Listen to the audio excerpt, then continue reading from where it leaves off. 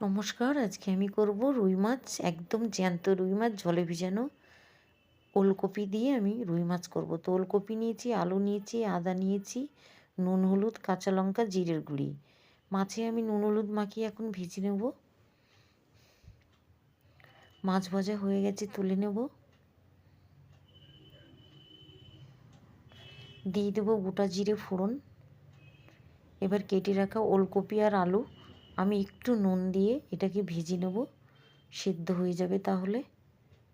এবার দিয়ে দিলাম কাঁচা লঙ্কা, আদা বাটা, জিরে বাটা, লঙ্কার গুঁড়ি একটু আমি ভিজিয়ে রেখেছিলাম, নুন হলুদ দিয়ে এবার আর একটু কষিয়ে নেব। ওলকপি দিয়ে এরকম মাছের ঝোল করলে খুব ভালো লাগে খেতে। কষানো হয়ে গেছে, জল দিয়ে দিলাম, ভেজে রাখা মাছগুলি দিয়ে দিলাম। মাছের ঝোল হয়ে গেছে, ধনেপাতা ছড়িয়ে নামিয়ে নিলাম। ওলকপি দিয়ে আলু দিয়ে মাছের ঝোল হয়ে গেছে। ভিডিওটা কেমন লাগলো অবশ্যই লাইক, কমেন্ট, শেয়ার।